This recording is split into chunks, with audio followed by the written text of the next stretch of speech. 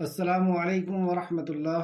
الحمد للہ ان الحمد للہ نحمده ونستعینه ونستغفره ونعوذ باللہ من شرور انفسنا ومن سیئات اعمالنا من يهده الله فلا مضل له ومن يضلل الله فلا هادي له واشهد ان لا اله الا الله واشهد ان محمدا عبده ورسوله رب اشرح لي صدري ويسر لي امري واحلل عقدة من لسانی یفقہوا قولی رب زدنی علما رب زدنی علما رب زدنی آمین یا رب العالمین۔ ہر قسم کی تعریف اور شکر اللہ رب العزت کے لیے لائق اور زیبا ہے، جو ساری کائنات کا ایک و تنہا خالق، مالک، مربی اور منتظم ہے۔ درود و سلام ہو انبیاء اکرام پر، خصوصاً نبی مکرم رحمت للعالمین امام الانبیاء محمد صلی اللہ علیہ وسلم پر اور آپ کے اصحاب پر۔ اللہم صلی علی محمد وعلی آل محمد کما صلیت علی ابراہیم وعلی آل ابراہیم انکا حمید مجید۔ اللہم بارک علی محمد وعلی آل محمد کما بارکت علی ابراہیم وعلی آل ابراہیم انکا حمید مجید۔ معزز سامعین اکرام، آج انشاءاللہ تعالی سورہ بقرہ کی آیت نمبر 178 سے سبق رہے گا۔ اللہ رب العزت سے دعا ہے کہ اللہ رب العزت ہمیں صحیح معنوں میں قرآن مقدس کو سمجھنے، اس پہ غور و فکر کرنے، ایمان لانے اور اخلاص کے ساتھ عمل کر کے لوگوں تک پہنچانے کی توفیق عطا فرمائے، آمین یا رب العالمین۔ سبق نکال لیں، اپنا پارہ نکال لیں لفظی ترجمے کا۔ آیت نمبر 178۔ اعوذ باللہ من الشیطان الرجیم، اے اللہ ہم تیری پناہ میں آتے ہیں شیطان سے۔ بسم اللہ الرحمن الرحیم، اللہ کے نام سے جو رحمان اور رحیم ہے۔ اے اللہ ہم تیری پناہ میں آتے ہیں شیطان سے، اے اللہ تو ہمیں شیطان کے مکر و فریب سے بچا لے کہ وہ ہمیں تیرے کلام سے دور کر دے، تیرے کلام پر ایمان سے، تیرے کلام کے اوپر تدبر سے، تیرے کلام کے اوپر عمل کرنے سے وہ ہمیں بہکا دے۔ اے اللہ تو ہمیں اس شیطان سے محفوظ کر لے۔ اے اللہ ہم تیرے نام سے اس کلام کو شروع کرتے ہیں۔ اے اللہ تو رحمان ہے، اے اللہ تو رحیم ہے، اے اللہ تو اپنی رحمت اور برکت ہم پر نازل فرما، اس کلام کو ہمیں سکھا دے۔ لفظی ترجمہ، یا ایہا الذین آمنو، اے وہ لوگوں جو ایمان لائے ہو۔ یا ایہا الذین آمنو، اے لوگوں جو آمنو ایمان لائے ہو۔ کتبہ لکھ دیا گیا، علیکم تم پر، علیکم القصاص بدلہ لینا، قصاص یعنی بدلہ لینا، فی القتل، فی القتلہ یعنی مقتول کا، مقتولوں کے بارے میں یعنی جس نے قتل کیا ہے اس کے بارے میں قصاص یعنی بدلہ لینا تمہارے اوپر لکھ دیا گیا ہے۔ تو بدلہ لینے کی 3 صورتیں یہاں پہ بتائی گئی۔ آزاد، بدلہ آزاد کی، والعبد اور غلام، بالعبد بدلہ غلام کی، والانثى اور عورت، بالانثى بدلہ عورت کی۔ فمن تو جو کوئی، عفیا معاف کر دیا گیا، یہ ایک کنڈیشن کہ اگر وہ قتل کر دے، قتل کے بدلے میں قتل ہو جائے یا قتل کے بدلے میں اس کے گھر والے معاف اسے کریں۔ فمن تو جو کوئی، عفیا معاف کر دیا گیا، لہو اس کو، من اخی اس کے بھائی کے طرف سے، یعنی اس کے گھر والوں اس کے بھائی کی طرف سے، شیئن کچھ بھی، فاتباع تو پیروی کرنا ہے، بالمعروف ساتھ بھلے طریقے سے، معروف طریقے سے، واداء اور ادا کرنا ہے، الیہ طرف اس کے، ساتھ احسان کے۔ تو اب یہ ادا کرنا یعنی دیت جو طے کر دی گئی ہے وہ دیت اس کو ادا کرنی ہے۔ تو 3 کنڈیشن، ایک تو یہ کہ قتل کا بدلہ قتل ہوگا، اگر کسی مرد نے مارا ہے تو اس کو مارا جائے گا، کسی عورت نے اگر قتل کیا تو اس عورت کو قتل کیا جائے گا، غلام نے کیا تو غلام کو قتل کیا جائے گا۔ دوسری کنڈیشن یہ بتائی گئی کہ اگر اس کا بھائی اس سے معاف یعنی اس کے گھر والے اس کو معاف کرنا چاہیں تو معاف کر سکتے ہیں۔ تیسری کنڈیشن یہ بتائی گئی کہ اس کو دیت لے کر کے اگر چھوڑنا چاہتے ہیں یعنی کچھ پیسے لے کر کے اس کو چھوڑنا چاہتے ہیں تو چھوڑ بھی سکتے ہیں۔ ذالک یہ تخفیف ہے، رعایت ہے، من ربکم تمہارے رب کے طرف سے، ورحمت اور رحمت ہے، یعنی اللہ رب العزت کے طرف سے یہ تمہارے لیے رعایت ہے، یعنی امت محمدیہ کے لیے رعایت ہے، اس کے پہلے کی امتوں کے لیے یہ رعایت نہیں تھی۔ یعنی یہ 3 کنڈیشن پچھلی امتوں کے لیے نہیں تھی۔ کیا کنڈیشن تھی انشاءاللہ اس کو تفسیر میں دیکھیں گے۔ فمن اعتدى تو جو کوئی زیادتی کرے یعنی دیت دے بھی لے اور اس کے بعد قتل بھی کروا دے، تو جو زیادتی کرے، بعد ذالک اس کے، فلہ تو اس کے لیے عذاب علیم، عذاب ہے دردناک۔ اس فیصلے کے مطابق فیصلہ نہ کرے، دیت لے اور اس کے بعد بھی اسے قتل کرے یا اس قسم کا کوئی بھی کام کرے تو اس کے لیے دردناک عذاب ہے۔ وَلَكُمْ اور تمہارے لیے، فی القصاص بدلہ لینے میں حیاتن زندگی ہے، حیاتن یا اولی الالباب اے عقل والو تمہیں بدلہ لینے میں، قصاص میں تمہارے لیے بھلائی ہے، تمہارے لیے حیات ہے یعنی زندگی ہے، لعلکم تاکہ تم تتقون تم بچ جاؤ، زندگی ہے یعنی اگر قصاص لیا جائے گا، قاتل کو قتل کیا جائے گا تو قتل ہونا بند ہو جائیں گے، کوئی دوسرا قتل کرنے کی ہمت نہیں کرے گا، اور اس میں تمہارے لیے زندگی ہے، یہ ایک وصیت کی گئی۔ کتبہ لکھ دیا گیا ہے، علیکم تم پر، اذا جب، حضر آ جائے، احدکم الموت تم میں سے کسی ایک کی موت، جب تم میں سے، اب یہ دوسرا مسئلہ یہاں سے شروع ہو رہا ہے کہ اگر تم میں سے کسی ایک کی موت آ جائے یا موت کے قریب پہنچ جاؤ، ان اگر ترکا چھوڑ جائے، خیرا مال، یعنی تم میں سے کسی کی موت آ رہی ہے اور وہ بہت مال چھوڑ کے جانے والا ہے تو اسے کیا کرنا چاہیے؟ الوصیت، تو اسے چاہیے کہ وہ وصیت کرے، للوالدین، والدین کے لیے، ماں باپ کے لیے، والاقربین، اور قرابت داروں کے لیے، بالمعروف، بھلے طریقے سے۔ ایسی صورت میں اسے چاہیے کہ وہ اپنے والدین کے لیے اور اقربین کے لیے یعنی رشتہ داروں کے لیے بھلے طریقے سے وصیت کرے۔ حقن، یہ حق ہے، علی، اوپر، علی المتقین، متقیوں کے اوپر، لیکن یہ آیت منسوخ ہو چکی ہے، اس کے تعلق سے ہم تفسیر میں پڑھیں گے۔ پہلے یہ حکم تھا لیکن بعد میں اللہ رب العزت کی طرف سے طے کر دیا گیا کہ کس رشتہ دار کو کتنا دیا جائے گا، یعنی ماں باپ کو کتنا دیا جائے گا، اگر کسی کا انتقال ہو گیا ہے تو اس کے ماں باپ کو کتنا دیا جائے گا، اس کی بیوی کو کتنا دیا جائے گا، بچوں کو کتنا دیا جائے گا، اور بچوں میں بیٹے کو کتنا دیا جائے گا، بیٹی کو کتنا دیا جائے گا، اور دوسرے رشتہ داروں کو کتنا دیا جائے گا، یہ پہلے طے نہیں تھا۔ تو پہلے یہ حکم تھا کہ مرنے والا مرنے کے پہلے یہ وصیت کر دے کہ میری ماں باپ کو اتنا دیا جائے، بیٹا بیٹی کو اتنا دیا جائے، لیکن بعد میں اللہ رب العزت نے اس حکم کو منسوخ کر کے اور اللہ رب العزت نے طے کر دیا کہ بیٹے کو کتنا ملے گا، بیٹی کو کتنا، ماں کو کتنا، باپ کو کتنا، اور بیوی کو کتنا ملے گا، یہ طے کر دیا گیا۔ تو یہ آیت دوسری آیت سے منسوخ کر دی گئی یعنی بدل دی گئی۔ اس کی تفسیر میں ہم دیکھیں گے، آگے دیکھتے ہیں آیت نمبر 181، یہ آیت باقی ہے۔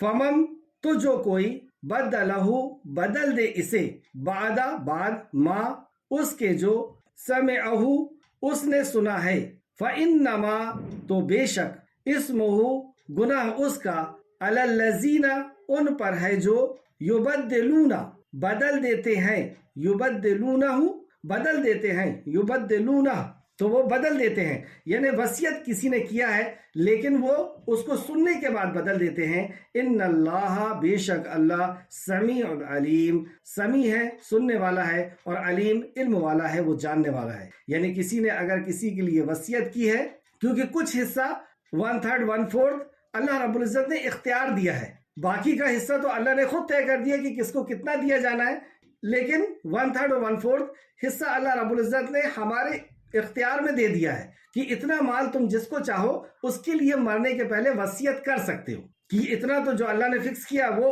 رہے، باقی لیکن 1/3 یا 1/4 میں مدرسے میں دینا چاہتا ہوں، یا فلاں رشتہ دار کو دینا چاہتا ہوں، یا فلاں جگہ دینا چاہتا ہوں، تو وہ اس کو دے سکتا ہے۔ اب جس نے وصیت کیا ہے اور کسی کے پاس اس نے وہ چیز رکھ دی ہے کہ میرے مرنے کے بعد میری جائیداد میں سے جو اتنا حق میرا ہے وصیت کرنے کا، اس کا میں نے یہ حق کیا ہوں، لیکن اگر وہ اس کو بدل دیتا ہے تو اس کے لیے یہاں پہ سنایا گیا، اس کو جاننا چاہیے کہ اللہ رب العزت سمیع اور بصیر ہے، اور جس نے وصیت کیا ہے اس کے اجر میں کوئی کمی نہیں کی جائے گی۔ اگر اس نے وصیت کو بدل دیا ہے تو جس نے وصیت کیا ہے اس کو وصیت کے مطابق اس کا اجر دیا جائے گا۔ فمن، تو جو کوئی، خافا، خوف کرے، من محسن، وصیت کرنے والے سے، جنافن، طرفداری کا، یعنی اگر وہ ایسا سمجھتا ہے کہ یہ وصیت کرنے والے نے کسی ایک کی طرف ہی طرفداری کی ہے، کسی اور کو نہیں دیکھا، صرف ایک رشتہ دار کو دیکھا یا ایک کی طرف اس نے طرفداری کی ہے، او یا اسمن، گناہ کا، یعنی اس نے کوئی وصیت گناہ کی کر لی ہے۔ پہلی کنڈیشن تو یہ کہ اس نے کسی ایک کی طرف ہی طرفداری کی ہے، کسی ایک کو ہی وصیت کی ہے، یا اگر وہ ایسا کرے اسمن کہ اس نے گناہ کی وصیت کر دی ہے کہ میرا جو حق ہے 1/3 کا یا 1/4 کا، تو اس میں گانا بجانا کیا جائے، قوالی کی جائے، اور اس طریقے کی کوئی اس نے بدعت کی کوئی وصیت کر دی ہے، تو پھر کیا کیا جائے؟ فَأَصْلَحَا، تو وہ اصلاح کر دے، یعنی اس کو سدھار دے، یہ وصیت کو ٹھیک کرے، بدل دے، بَيْنَهُمْ، درمیان ان کے درمیان، یعنی وارث کے اور اس وصیت کے درمیان اس کو بدل دے، فلا تو نہیں اسم کوئی گناہ علیہ اس پر، اگر وصیت سننے والا اس کی غلط وصیت کو صحیح کرتا ہے تو اس میں کوئی گناہ نہیں۔ ان اللہ بے شک اللہ غفور بہت بخشنے والا، رحیم اور نہایت رحم کرنے والا ہے۔ آیت تفسیر کی طرف، پچھلی جو کلاس میں آیت تھی اس رکوع کی آیت نمبر 177، اس میں بتایا گیا کہ نیکی صرف یہی نہیں، اس آیت کا خلاصہ کہ صرف نیکی یہی نہیں کہ تم کسی ایک عمل کے اوپر انحصار ہو جاؤ، ایک عمل کے اوپر ہی اپنی پوری توجہ کو لگا دو اور اسی کو دین سمجھ لو کہ صرف یہی دین ہے اور اس کے علاوہ دین کے کسی حصے کو ترجیح نہ دو۔ صرف یہی دین نہیں ہے کہ تم مشرق یا مغرب کی طرف اپنا رخ کر لو، جیسے اللہ نے فرمایا نیکی یہ نہیں کہ تم اپنا منہ مشرق اور مغرب کی طرف پھیر لو، بلکہ نیکی تو اس شخص کے لیے ہے جو آخرت پر۔ اب یہاں پہ اللہ رب العزت نے نیکی کا پوری زندگی کا ایک جامع انداز میں خاکہ کھینچا کہ نیکی کا یہ جامع پیکج ہے جس کے اندر ساری چیزیں اللہ رب العزت نے سمو دی۔ جیسے سب سے پہلے اللہ رب العزت نے رکھا ایمانیات کے اوپر، اور جو شخص یہ کرتا ہے کہ وہ کسی ایک عمل کو ہی سب کچھ سمجھ لیتا ہے اور اسی پر عمل کرتا رہتا ہے اور دوسرے عمل کو وہ حقیر سمجھتا ہے یا عمل کے قابل نہیں سمجھتا، اور اپنے عمل پر اتنا خوش اور اتنا غرور اس کو ہوتا ہے کہ دوسروں کو حقیر سمجھتا ہے، تو یہ وہ اصل میں اپنی جہالت کی بنا پہ کر رہا ہے، اندھیرے کی بنا پہ کر رہا ہے، اندھیرے میں اسلام کو فالو کر رہا ہے، کسی ایک عمل کو ہی یہ سب کچھ سمجھ رہا ہے۔ تو اسے چاہیے کہ وہ علم حاصل کرے، علم یعنی روشنی، تو اسے جب روشنی آئے گی تو وہ پورے اسلام کو دیکھ پائے گا۔ ابھی وہ ایک ہی اسلام کے کسی ایک رکن کو ہی سب کچھ سمجھ رہا ہے، جیسے داڑھی اور ڈھیلا لباس، ٹخنے سے اوپر، یہ اسلام ہے لیکن صرف یہی اسلام نہیں ہے، اور اس کی بنیاد پر فتوے دینا یہ جہالت ہے۔ کسی نے اپنے آپ کو تہجد کو سب کچھ سمجھ لیا کہ تہجد ہی اور میں تہجد گزار ہوں، باقی سب کے اوپر وہ فتوے دیتا پھرے۔ کوئی حجاب بہت اچھا کرتی ہیں تو وہ اپنے آپ کو متقی سمجھے اور اسی عمل کو پکڑ کر کے رکھیں۔ اب رشتہ داروں کے ساتھ کیسا سلوک کرنا ہے، ماں باپ کے ساتھ کیسا سلوک کرنا ہے، ان کا توحید ہے یا نہیں ہے اس سے بھی کوئی لینا دینا نہیں، رسالت کو وہ جانتے نہیں، زندگی شرک اور بدعت میں ڈوبی ہوئی ہے، حرام عمل کرنے میں ڈوبی ہوئی ہے، لیکن کسی ایک عمل کو پکڑ لیے اور اپنے آپ کو سب سے زیادہ متقی سمجھ رہے اور سیدھے جنت میں جانے والا سمجھ، یعنی کسی بھی ایک سنت کو پکڑ کر کے اور اپنے آپ کو بہتر سمجھنا۔ یہ اس آیت کا خلاصہ تھا کہ صرف یہی ایک نیکی نہیں ہے، تو نیکی کیا ہے پھر؟ تو نیکی ہم علم کی روشنی میں دیکھیں، پورے اسلام کو دیکھیں، اور پورے اسلام کا خاکہ یہاں پر کھینچا گیا، یعنی سمو دیا اللہ رب العزت نے، ایک مومن کو دکھا دیا اللہ رب العزت نے کہ وہ کیسا ہوتا ہے۔ تو وہ ایسا ہوتا ہے کہ سب سے پہلی بات بتائی گئی جو سر فہرست رکھی گئی ایک مومن کے لیے، وہ تھی اس کا عقیدہ، اور عقائد کے اندر بھی اللہ رب العزت کے تعلق سے اس کا عقیدہ صحیح ہو، اللہ کی ربوبیت کے تعلق سے، اس کی الوہیت کے تعلق سے، اس کے اسماء اور حسنہ کے تعلق سے، اس کی ذات اور صفات کے تعلق سے اس کا عقیدہ بالکل صحیح ہو۔ پھر اس کے بعد اخلاقیات بتائی گئی کہ تمہارے اخلاق کیسے ہوں اپنے رشتہ داروں کے ساتھ، اور رشتہ داروں میں سب سے پہلے نمبر کس کا آئے گا، پھر اس کے بعد دوسرے رشتہ۔ تو اخلاقیات بتائی گئی، پھر عبادات کہ نماز اور زکوٰۃ کا تمہیں نماز کو قائم کرنا، زکوٰۃ ادا کرنا، پھر اس کے بعد معاملات بتائے گئے کہ تمہارے معاملات کیسے ہوں گے، تم کیسے وعدے کو پورا کرنے والے ہوگے، اور ان ساری چیزوں کے ساتھ ساتھ آخر میں یہ بتایا گیا کہ وہ تنگ دستی میں ہو یا تکلیف میں ہو، یعنی زندگی کے کسی بھی مرحلے میں ہو، کسی بھی زندگی کے کسی بھی موڑ میں ہو، وہ ہر حال میں صبر کو لازم پکڑ کر کرے۔ یہ ایک خاص نقطہ آخر میں بتایا، پھر سے سمجھ لیں، ایمانیات، اخلاقیات، عبادات اور معاملات، اور اس کے بعد میں بتایا گیا کہ یہ ساری چیز میں وہ خوشی ہو یا غم ہو یا تکلیف ہو یا راحت ہو، ہر حال میں وہ صبر کرتے ہوئے اس زندگی سے گزرتے ہیں۔ آج ہم پڑھنے والے ہیں آیت نمبر 179، اعوذ باللہ من الشیطان الرجیم، بسم اللہ الرحمن الرحیم۔ اے لوگو جو ایمان لائے ہو، قتل ہو جانے والوں کے معاملے میں تمہارے لیے برابر کا بدلہ لینا فرض کر دیا گیا ہے۔ دور جہالت میں اس بات پر کوئی پاس و لحاظ نہیں تھا کہ اگر کسی نے کسی کا قتل کر دیا تو اس کرائم کو کس طریقے سے روکا جائے گا معاشرے کے اندر۔ جو جس کو چاہتا اس کو قتل کر دیتا، اور جس کی لاٹھی اس کی بحث، یعنی جو طاقتور ہوتا ہے وہ مظلوم کے اوپر ظلم کرتا۔ اگر کوئی ایک بھی قتل کیا جاتا تو اس کے قبیلے کے وہ کئی لوگوں کو قتل کر دیتا، اور بعض دفعہ تو پورے قبیلے کو ہی تہس نہس کر دیتا، کیونکہ یہ طاقتور ہے اور کوئی بولنے والا نہیں، جس کی طاقت اسی کا راج۔ بنو نذیر کے قبیلے کا آدمی اگر بنو قریظہ کے آدمی کو اگر مار دے تو کوئی اس سے قصاص نہیں لے گا کہ اس نے مارا ہے اس کو بھی مارا جائے، بلکہ چند کھجور دے کر کے یا کھجور یا کچھ دولت دے کر کے اس سے چھوٹ جائے گا۔ تو جب کسی کرائم کا سزا نہیں ہوتی ہے تو مجرم کو روک پانا مشکل ہوتا ہے۔ دیکھیے کرائم دو طرح سے ختم ہوتے ہیں اور ہر رسول کے دور میں کرائم 0% میں گیا ہے۔ ایک طریقہ تو یہ کہ اللہ کا تعارف پیش کر کے، آخرت کا یقین دلا کر کے، آخرت کے بارے میں بتا کر کے، اور تیسرا تقدیر کے بارے میں بتا کر کے، اور یہ تین چیز کا جو سروت ہے وہ ہے نبی، کتاب اور فرشتے۔ تو جو سلیم الفطرت لوگ ہیں وہ اپنے ہر قسم کے کرائم کو چھوڑ دیتے ہیں، کیونکہ ان کو مرنے کے بعد حساب دینا ہے۔ وہ اپنے رب کو ناراض نہیں کر سکتے، وہ دنیا میں سب کچھ ہونا برداشت ہوگا لیکن رب کو ناراض نہیں کر سکتے، اور مرنے کے بعد حساب دینا ہے، اس وجہ سے وہ کرائم نہیں کریں گے۔ تیسرا، تقدیر میں جو لکھا ہے وہی ہوگا، تو کرائم کرنے سے فائدہ کیا ہے؟ تو جس کو یقین آ جاتا ہے، ایمان آ جاتا ہے، وہ کرائم سے رک جاتے ہیں۔ اور دوسرا طریقہ کرائم کو روکنے کا یہ قانون، حد بندیاں، کہ جس نے یہ کیا اس کو یہ سزا دی جائے گی، تو وہ سزا ایسی ہوتی کہ اس سزا کو دیکھ کر کے وہ کانپ جاتا اور دوبارہ وہ گناہ کرنے کا کوئی دوسرا نہیں سوچتا۔ اب جیسے قتل کی سزا اگر قتل دے دی جائے، جیسے رسول کریم صلی اللہ علیہ وسلم کے زمانے میں ایک شخص نے پتھر سے سر کچل دیا، اب بتائیں کتنی بے دردی سے مارا ہو، لیکن کچھ اس کی جان تھی، رسول کریم صلی اللہ علیہ وسلم کے پاس اس کو لایا گیا، رسول اللہ نے پوچھا کیا تجھ کو فلاں نے مارا ہے؟ اس نے سر کے اشارے سے کہا نہیں۔ کہا کہ فلاں نے مارا ہے؟ کہا نہیں۔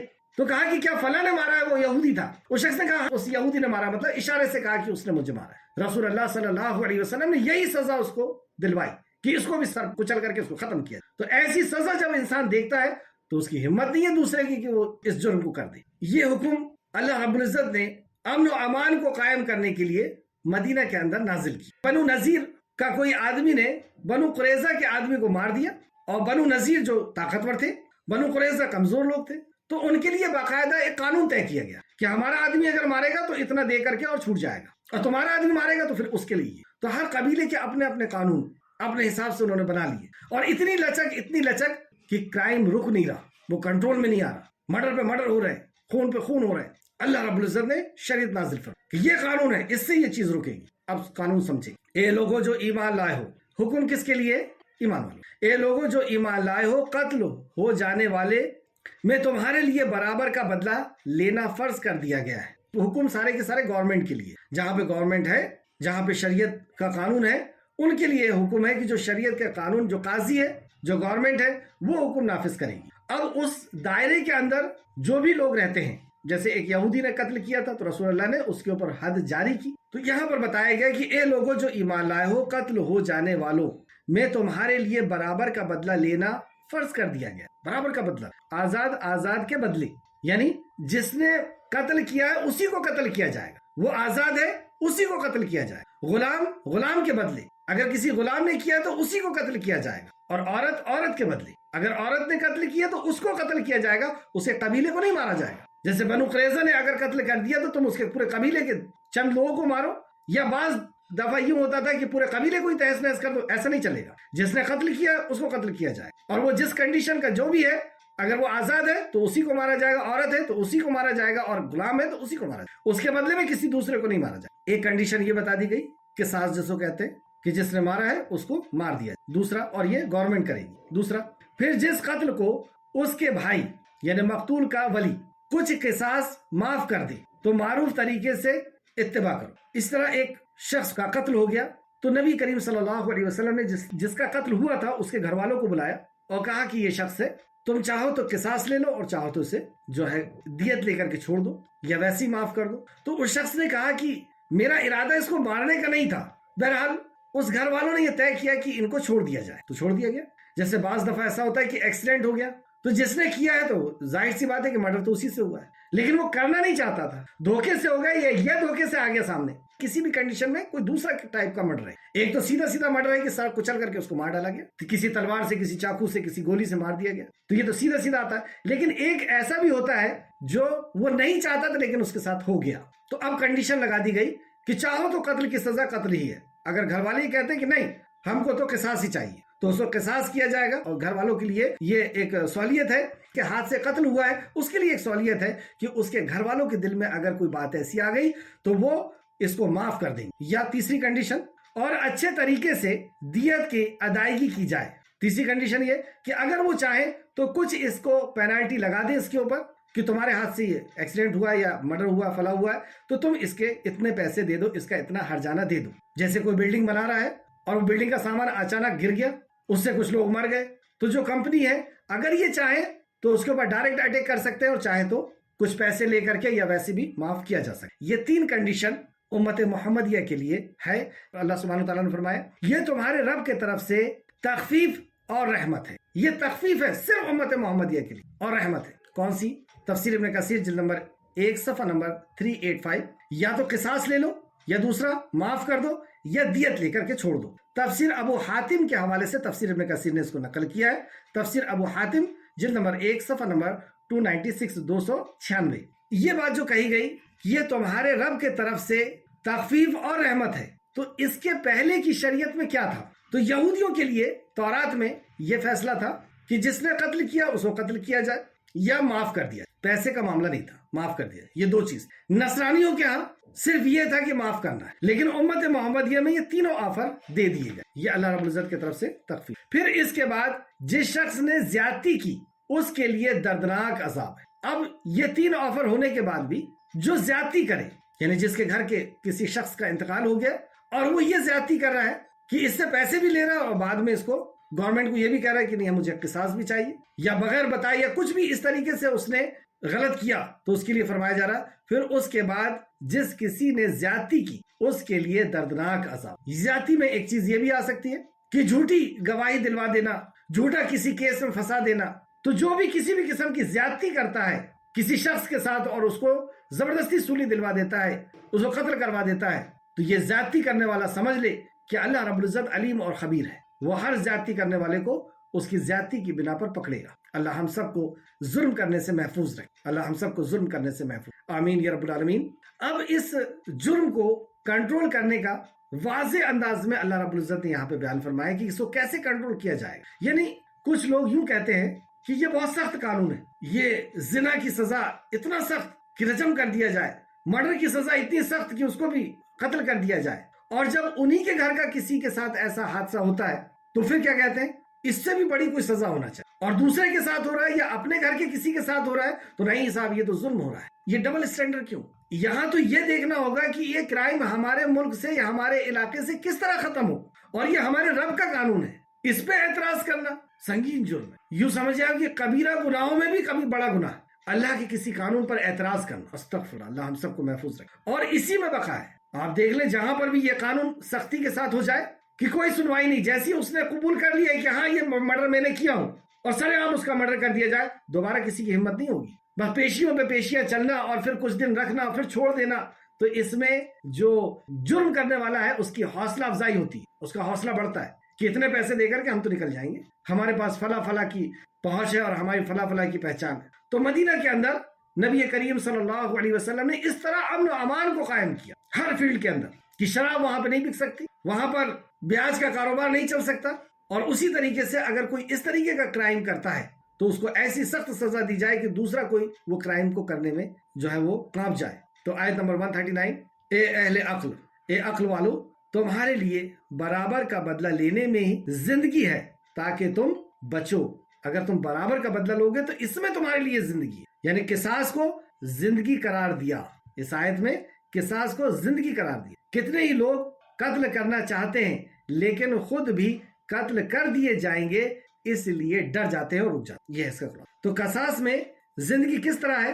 اگر ہم قاتل کا ساتھ نہیں دیں گے تو قاتل کی حوصلہ سگنی ہوگی، حوصلہ پست ہوگا، اور لوگوں کو عبرت ہوگی اور وہ قتل سے رکیں گے۔ اس طرح آپ سورہ مائدہ آیت نمبر 32 میں بھی دیکھ سکتے ہیں، آیت نمبر 180، تم پر فرض کر دیا گیا ہے کہ جب تم میں سے کسی کی موت آنے لگی اگر وہ مال چھوڑے جا رہا ہو تو والدین اور رشتہ داروں کے لیے معروف طریقے سے وصیت کرے، یہ متقین پر لازم ہے۔ تو یہاں پر ایک حکم جو پہلے تھا، یعنی سورہ نساء کی آیت نمبر 7 کے پہلے، اور سورہ نساء کی آیت نمبر 7 نے اس حکم کو منسوخ کر دی اور اس کے بدل کر کے اللہ رب العزت نے وصیت کر دی کہ بیٹے کو کتنا دیا جائے گا، بیٹی کو کتنا دیا جائے گا، ماں باپ کو کتنا دیا جائے گا، فلاں رشتہ دار کو کتنا۔ لیکن یہ پہلے آپشن تھا خود انسان کے لیے، خود مسلمان کے لیے، کہ اس کا جب آخری وقت آنے لگا ہے تو وہ اپنی وصیت خود لکھ دے کہ فلاں بیٹے کو اتنا، فلاں بیٹی کو اتنا،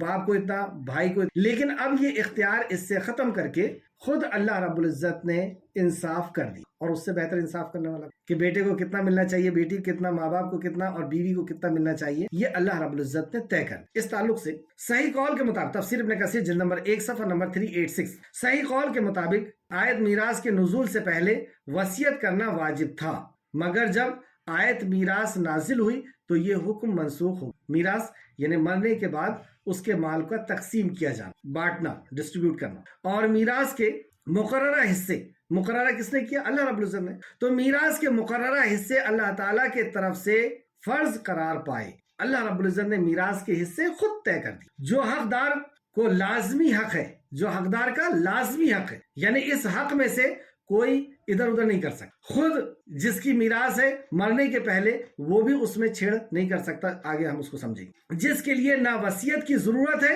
اور نہ وصیت کرنے والے کے براہ راست ہونے کی. اب اس میں وصیت کی کوئی ضرورت نہیں, یہ اللہ رب العزت نے طے کر دیا ہے کہ کس کو کتنا ملنا ہے. چنانچہ رسول اللہ صلی اللہ علیہ وسلم کو خطبے میں ارشاد فرماتے ہوئے سنا. راوی فرماتے ہیں کہ میں نے رسول اللہ صلی اللہ علیہ وسلم کو خطبے میں ارشاد فرماتے ہوئے سنا کہ اللہ تعالیٰ نے ہر حقدار کو اس کا حق عطا فرما دیا ہے, لہٰذا اب وارث کے لیے کوئی وصیت نہیں. یعنی اس حدیث سے ہمیں یہ پتہ چلا کہ یہ آیت منسوخ ہو چکی. کون سی حدیث؟ کہ رسول اللہ صلی اللہ علیہ وسلم کو خطبے میں ارشاد فرماتے ہوئے سنا کہ اللہ تعالیٰ نے ہر حقدار کو اس کا حق عطا کر دیا ہے. یعنی اللہ نے طے کر دیا, اللہ نے عطا کر دیا کہ اس جس کا انتقال ہوا اس کے بیٹے کو, بیٹی کو, فلاں کو اتنا ملے گا. لہٰذا اب وارث کے لیے کوئی وصیت نہیں, اب اس کو وصیت کرنے کی کوئی ضرورت نہیں. لیکن کچھ حصہ وہ کر سکتا ہے جس کے تعلق سے آگے آنے والا ہے.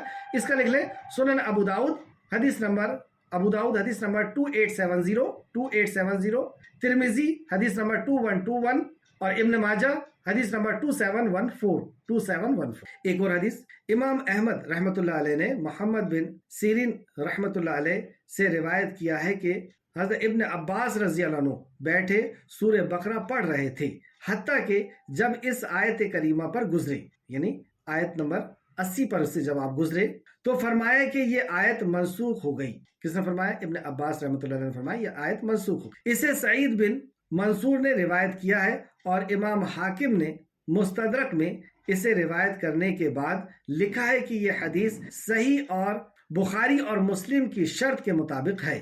مستدرک حاکم یعنی بخاری اور مسلم کی جو شرط ہے حدیث کے تعلق سے صحیح ہونے کی, اس شرط کے مطابق یہ صحیح ہے.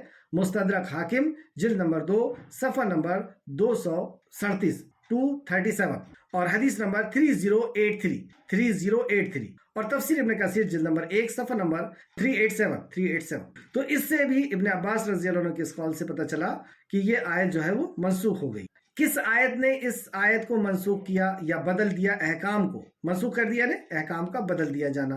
تو سورہ نساء آیت نمبر 7, جو مال ماں باپ اور رشتہ دار چھوڑ مرے تھوڑا ہو یا بہت, اس میں مردوں کا بھی حصہ ہے اور عورتوں کا بھی. یہ حصہ اللہ کے مقرر کیے ہوئے ہیں, یہ حصہ اللہ کے مقرر کیے ہوئے. یعنی اب وہ شخص جو مر رہا ہے وہ اپنے مال کا حصہ مقرر نہیں کر سکتا. یہ حصہ کس نے مقرر کیا ہے؟ اللہ سبحانہ وتعالی نے مقرر. اب جائزات سے بے دخل کرنے والا جو سسٹم ہے یہ اسلام کا نہیں کہ بیٹا اگر نافرمان ہو گیا ہے یا اس نے اپنی مرضی سے نکاح کر لیا ہے بیٹے نے تو اس کو صاحب ہم نے جائزات سے نکال دیا, یہ نہیں چلے گا. کیونکہ یہ مقرر اللہ رب العزت نے کیا ہے کہ بیٹے کو کتنا دینا ہے اور وہ اللہ کی مرضی ہے.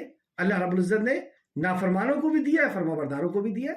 تو اللہ رب العزت نے طے کر دیا ہے آپ اس کو, اگر وہ آپ کا نافرمان ہے تو آپ اس کو اپنی جائزات سے نہیں نکال سکتے. کسی بیٹی کو آپ اپنی جائزات سے نہیں نکال سکتے. کسی ایک بیٹے سے آپ کی بہت زیادہ محبت ہے تو اس بیٹے کو آپ زیادہ دے دیں اور دوسرے بیٹے کو نہ دیں, یہ آپ نہیں کر سکتے. یہ آپ کو حق نہیں دیا گیا. یہ اللہ رب العزت نے طے کر دیا ہے کہ کس کو کتنا دیا جائے. کتنا دیا جائے گا اور کتنے کا آپشن بھی اللہ نے دیا ہے.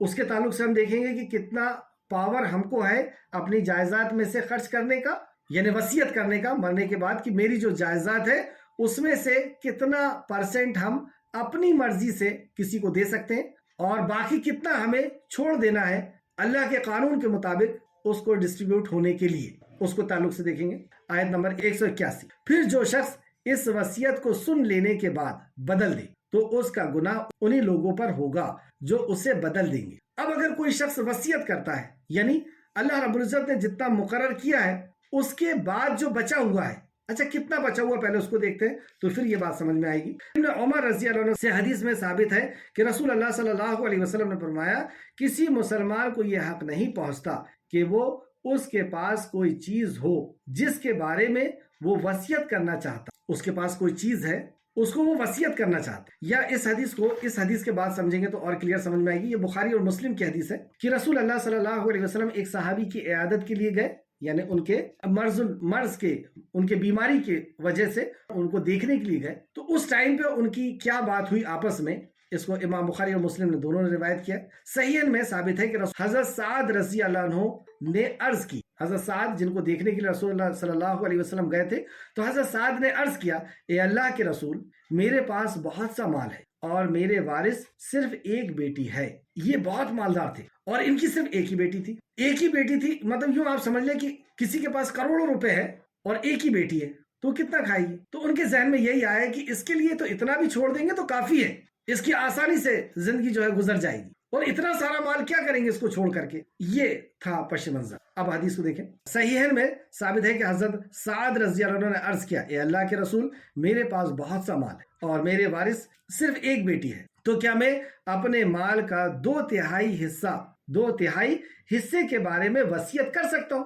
اب میں اپنے 2/3 حصے کے بارے میں کیا وصیت کر سکتا ہوں کہ میں اس کو دے دوں، اس کو دے دوں، وصیت کر؟ فرمایا نہیں۔ انہوں نے عرض کیا، نصف مال کے بارے میں، مطلب کیا میں آدھا مال وصیت کر سکتا ہوں کہ آدھا فلاں کو دے دیا جائے اور آدھا جو بچے گا وہ میری بیٹی کا حصہ ہوگا؟ تو آپ صلی اللہ علیہ وسلم نے فرمایا نہیں۔ انہوں نے عرض کیا، 1/3 کیا میں کر سکتا ہوں کے بارے میں؟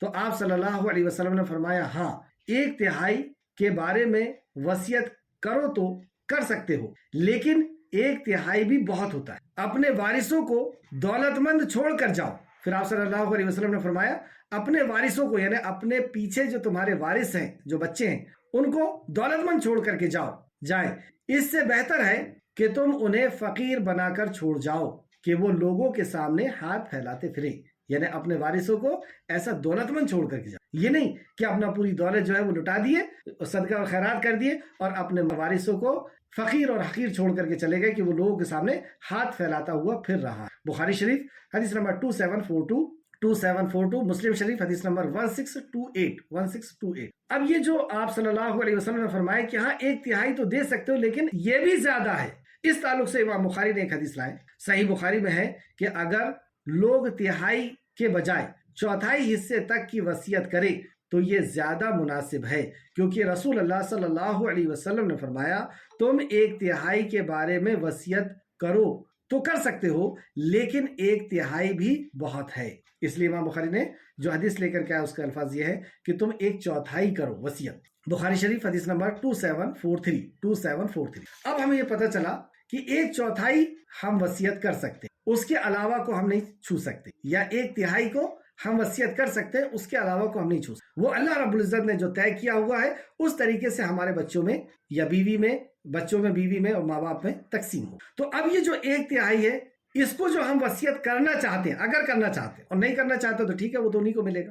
اگر ہم کرنا چاہتے ہیں کہ اس میں سے میرے فلاں رشتہ دار کو بھی ملنا چاہیے، یا فلاں رشتہ دار میری بہت خیال رکھتا اس کو ملنا چاہیے، یا فلاں نیکی کے کام میں لگنا چاہیے، تو اس کے تعلق سے حضرت ابن عمر رضی اللہ عنہ سے یہ حدیث بھی ثابت ہے کہ رسول اللہ صلی اللہ علیہ وسلم نے فرمایا کسی مسلمان کو یہ حق نہیں پہنچتا کہ اس کے پاس کوئی چیز ہو جس کے بارے میں وہ وصیت کرنا چاہتا ہے، پھر وہ وصیت لکھے بغیر 2 راتیں بھی گزار دے۔ مطلب اس کو یہ حق نہیں بنتا کہ وہ 2 راتیں بھی گزار دے، تو اسے چاہیے کہ وہ وصیت لکھ کر کے چھوڑ دے۔ اسے امام بخاری نے روایت کیا، بخاری شریف حدیث نمبر 2738 اور مسلم شریف حدیث نمبر 1627۔ دوسری حدیث کہ یہ حدیث سن کر کے صحابہ اکرام نے کس طرح عمل کیا۔ حضرت ابن عمر رضی اللہ عنہ فرماتے ہیں کہ رسول اللہ صلی اللہ علیہ وسلم کا یہ فرمان سننے کے بعد میں 1 رات بھی نہ گزرے تھے کہ میں نے اپنی وصیت لکھ کر اپنے پاس رکھ لی۔ مسلم شریف حدیث نمبر 1627 کس کا ہے یہ؟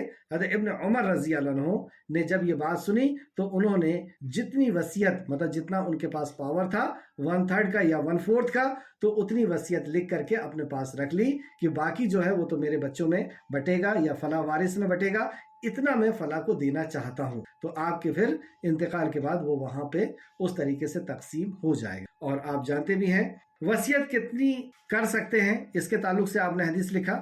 اب وصیت میں بھی عدل اور انصاف کا اور اللہ رب العزت کی شریعت کا پاس و لحاظ رکھنے کے تعلق سے یہ آخری آیت آج کی کلاس۔ اچھا اس آیت کو پھر سے دیکھیں، آیت نمبر 181۔ پھر جو شخص اس وصیت کو سن لینے کے بعد بدل دے تو اس کا گناہ انہی لوگوں پر ہوگا جو اسے بدلے۔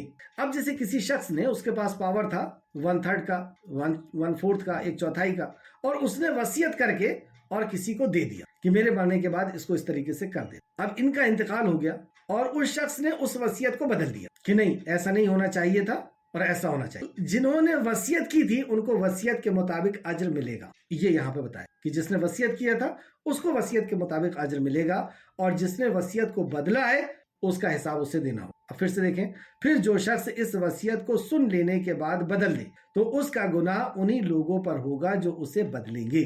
تو وصیت جس نے بدلا اس کو گناہ ہوگا، یعنی جس نے وصیت لکھا تھا اس کو گناہ نہیں ہوگا، اس کو اس کی نیکی کے برابر اجر مل جائے گا۔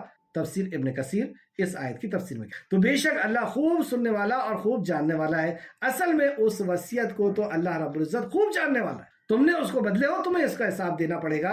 اللہ اس وصیت کو جان چکا ہے، اور وہ بے شک اللہ خوب سننے والا اور خوب جاننا ہے۔ اس نے سن بھی لیا تھا کہ اس نے کیا وصیت کیا تھا، اور اللہ جانتا بھی تھا، تو اس کو اجر دے گا اور تمہیں اس کا حساب دینا ہو۔ اللہ رب العزت ایسا وصیت بدلنے کے فعل سے ہم سب کو محفوظ۔ آیت نمبر 182 آخری آیت۔ پھر اگر کسی کو وصیت کرنے والے کی طرف سے حق تلفی یا کسی گناہ کا ڈر ہو۔ اب حق تلفی کا ڈر ہے کہ اس نے جو وصیت اپنے 25% میں کی ہے اس میں حق تلفی کی، یا اس نے گناہ کا ارتکاب کیا، یعنی اس نے جو وصیت کر دی وہ وصیت تو ایسی کر دی جیسے آج کے دور میں لوگ کر دیتے کہ اس کو تو قوالی میں گانے بجانے میں لگا دیا جائے یا فلاں میں لگا دیا جائے، یا ایسا۔ اگر کچھ ایسی بدعات کی اس نے وصیت کر دیا، کوئی شرک کے عمل کی وصیت کر دیا، یا اللہ کے نافرمانی کی کوئی وصیت کر دیا، تو اب اس کنڈیشن میں کیا کیا جائے گا؟ کیا اس کی وصیت، جیسے کوئی وصیت کر دے کہ صاحب مجھے جلا دینا، تو شریعت کے خلاف ہے۔ کوئی کچھ بھی وصیت کرے تو وصیت کر دیا تو ویسے ہی کیا جائے گا یا نہیں کیا جائے گا، اس کے تعلق۔ پھر اگر کسی کو وصیت کرنے والے کے طرف سے حق تلفی یا کسی گناہ کا ڈر ہو اور وہ ان میں صلح کر دے تو اس پر کوئی گناہ نہیں۔ اگر وہ صلح کر دیتا قرآن حدیث کی روشنی میں تو اس میں کوئی گناہ نہیں کہ دیکھو یہ جہالت کے طور پر انہوں نے یہ وصیت کر دی ہے، لیکن یہ شریعتاً غلط ہے۔ بچوں کو بٹھا کر کے، لوگوں کو بٹھا کر کے کہ یہ غلط ہے، ہم اس میں یہ ترمیم کرنا چاہتے ہیں قرآن حدیث کی روشنی میں، علماء کرام کی موجودگی میں علماء کرام اس کو کر دے تو کوئی گناہ نہیں۔ بے شک اللہ بہت بخشنے والا اور بڑا رحم فرما۔ اللہ رب العزت کے جو قانون ہیں، جو احکامات ہیں، اللہ رب العزت ان پہ ہمیں غور و فکر کرنے اور عمل کرنے کی توفیق۔ صحیح وصیت میں عدل کی فضیلت، وصیت میں عدل کی فضیلت، اس آخری حدیث پر ہم اپنی بات کو ختم کریں گے انشاءاللہ۔ رسول اللہ صلی اللہ علیہ وسلم نے فرمایا آدمی 70 سال تک نیک لوگوں کے سے عمل کرتا رہتا ہے۔ اب سنیں، ہماری پوری زندگی کا انحصار ہمارے خاتمے پر اصل میں ہو کہ ہمارا خاتمہ کس انداز میں ہو رہا ہے۔ اللہ رب العزت خاتمہ بالخیر خاتمہ تو رسول اللہ صلی اللہ علیہ وسلم نے فرمایا آدمی 70 سال تک نیک لوگوں کے سے اعمال کرتا رہتا ہے، لیکن جب وصیت کرتا ہے تو اس میں ظلم کرتا ہے تو اس کے لیے برے عمل کی مہر لگا دی جاتی، مہر یعنی سیل لگا دی جاتی ہے، جس کی وجہ سے وہ جہنم میں داخل ہو جاتا۔ آخری ٹائم میں اس نے اپنی بیٹی کو جائیداد سے نکال دیا، بیٹے کو نکال دیا، یا کسی کو کم کر دیا، کسی کو زیادہ کر دیا، یا جو اس کا پاور تھا اس میں بھی اس نے حق تلفی کی، تو یہ آخری عمل اسے خسارے میں ڈال دیتا ہے، جیسا کہ یہاں پہ فرمایا رسول اللہ۔ اور جو وصیت کو ہی ختم کر دے، یعنی جو وارث کے حق کو مار دے، اس کے لیے کتنا سخت جرم ہوگا۔ جیسے میرے والد کا انتقال ہو گیا اور جو ان کی جائیداد تھی، میں بڑا ہوں تو میں نے خود پورا رکھ لیا، چھوٹے بھائی کو کچھ ادھر ادھر کا دے دیا تھوڑا بہت دکھانے کی وجہ سے کہ وہ کیس ویس نہ کرے، بہن کو تو پورا ہی نکال دیا کہ نہیں صاحب آپ کو تو جہیز دے دیا گیا تھا۔ کس نے کہا تھا جہیز دینے کا؟ قرآن حدیث میں حکم تھا۔ ماں کو نہیں دیا، اس کی ماں کو یعنی دادی کو نہیں دیا، دادا کو نہیں دیا، بڑے بھائی نہیں، پورے کاروبار پہ صاحب اسی کا راز تھا۔ اور پھر وہ کیا کہے کہ ہمارے ہاں تو ایسا ہی چلا آیا ہے کہ مشترکہ طور پر ہم لوگ سب مل کر کے رہتے ہیں اور مل کے یہ ایسے ہی چلاتے ہیں. پھر وہ پوری جائیداد میں اپنے بچوں کا اس نے فٹافٹ سائڈ کر دیا اور بھائی کے بچے ویسے ہی پڑے ہوئے اور بہن کو بھی کچھ نہیں. یہ اتنا سخت جرم ہے کہ اس کے تعلق سے انشاءاللہ تعالی ہم سورہ نساء میں پڑھیں گے کہ جس نے ایسا کیا آخرت میں اس کا حق نہیں ہے، آخرت میں اس کا کوئی حصہ نہیں، دنیا میں اس نے حق مارا ہے. یہ ایسا ظالم شخص. اور یہاں تو صرف وصیت کو اگر اس نے گڑبڑ کیا ہے تو اس کی جرم سنیں آپ کہ آخری ٹائم اس کا جس چیز پہ رہا ہے اس حساب سے اس کا فیصلہ ہوگا. حدیث طرح رسول اللہ صلی اللہ علیہ وسلم نے فرمایا آدمی 70 سال تک نیک لوگوں کیسے اعمال کرتا ہے، نیک لوگوں کیسے اعمال کرتا ہے یہ کہا گیا. یعنی تمہیں ایسا لگتا ہے کہ وہ نیک لوگوں کیسے، اصل میں اس کی نیت کیا ہے، اس کی نیت میں کتنا ظلم ہے وہ تو اللہ بہتر جانتا ہے. بظاہر ہمیں دکھ رہا ہے، لوگ دیکھ رہے ہیں کہ ہاں یہ بہت اچھا کام کرتے ہیں، بہت دعوت و تبلیغ کا کام کرتے ہیں، فلاں کرتے ہیں فلاں کرتے ہیں، لیکن اصل اس کی نیت کیا ہے وہ خالق کے کائنات جان، اور اس کی نیت کے مطابق اس کا انجام کرنے والا ہے اللہ رب العزت. اللہ رب العزت ہم سب کی نیتوں کو درست فرما دے. اے خالق مالک ہم سب کو مطیع اور فرما بردار تیرا بنا دے. اے اللہ ہمیں سمعنا و اطعنا والا بنا دے کہ ہم سنیں تیری بات کو اور اطاعت کریں. اے اللہ خوشی کے ساتھ تیری اطاعت اور فرما برداری کی توفیق عطا فرما. آمین.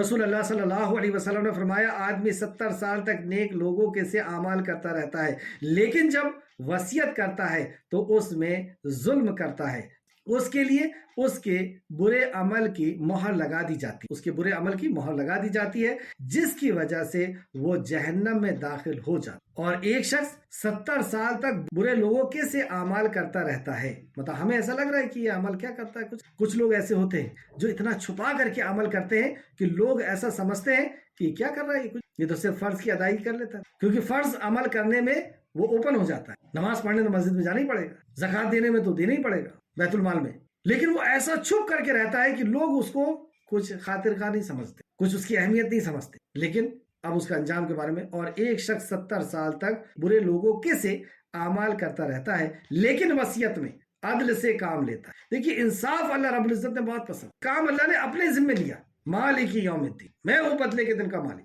انصاف اللہ رب العزت کرے اور انصاف کرنے والے بندے کو اللہ رب العزت پسند کرے. لیکن وصیت میں عدل سے کام لیتا ہے تو اس کے لیے اس کی نیک عمل کی مہر لگا دی جاتی ہے تو وہ جنت میں داخل ہو جاتا. حضرت ابو ہریرہ رضی اللہ عنہ نے یہ حدیث بیان کرنے کے بعد فرماتے ہیں کہ اگر تم چاہو تو اس آیت کریمہ کو پڑھ لو. مطلب یہ حدیث بیان فرمائی اور کہا کہ اگر تم چاہو تو یہ آیت پڑھ لو. مطلب اس حدیث کو اگر سمجھنے کے لیے اس آیت کو بھی پڑھ لو. آیت کیا ہے؟ سورہ نساء آیت نمبر 13 اور 14. یہ اللہ کی حدیں ہیں اور جو اللہ اور اس کے رسول کے فرما برداری کرے گا، جو اللہ اور اس کے رسول کے فرما برداری کرے گا اسے اللہ ایسے باغوں میں داخل کرے گا جن کے نیچے نہریں بہتی، وہ ان میں ہمیشہ رہیں گے اور یہ بہت بڑی کامیابی ہے. اور جو کوئی اللہ اور اس کے رسول کی نافرمانی کرے گا وہ اس کی حدوں سے آگے نکلے تو اللہ اسے آگ میں داخل جس میں وہ ہمیشہ رہیں گے اور اس کے لیے رسوا کر دینا ہے. ابن ماجہ حدیث نمبر 2704 اور تفسیر ابن کثیر نے اس کو نقل کیا ہے، جلد نمبر 1 صفحہ نمبر 389. آخر میں اللہ رب العزت سے دعا ہے کہ خالق مالک جو کچھ بھی ہم نے پڑھا اس پہ ہمیں مزید غور و فکر کرنا فرما. ان مسائلوں کو سمجھنے جاننے کے لیے اور علماء اکرام سے رابطہ کرنے اور وراثت کو صحیح قرآن و حدیث کے مطابق تقسیم کرنے کی اے خالق مالک سب کو توفیق عطا. جو ہمارے پاس جائیداد ہے اے اللہ اس کو جو ہے صحیح انداز میں انصاف کے ساتھ جتنی ہم کو اللہ تو نے پاور دیا ہے، چھوٹ دیا ہے کہ ہم 1/4 کو ہے نا 1/4 کو ہم اپنی مرضی سے وصیت کر سکتے ہیں تو اے اللہ اس میں بھی انصاف کرنے کی تو اے اللہ اس میں بھی ہمیں حق تلفی سے بچا لے. اے اللہ لوگوں کا حق مارنے سے ہم سب کو محفوظ کر. اے اللہ لوگوں کا حق مارنے سے ہمیں اے اللہ لوگوں کا حق مارنے سے بچا لے. آمین یا رب العالمین. اللہم صلی علی محمد وعلی آل محمد کما صلیت علی ابراہیم وعلی آل ابراہیم انک حمید مجید. اللہم بارک علی محمد وعلی آل محمد کما بارکت علی ابراہیم وعلی آل ابراہیم انک حمید مجید. آمین یا رب العالمین. السلام علیکم ورحمۃ اللہ وبرکاتہ.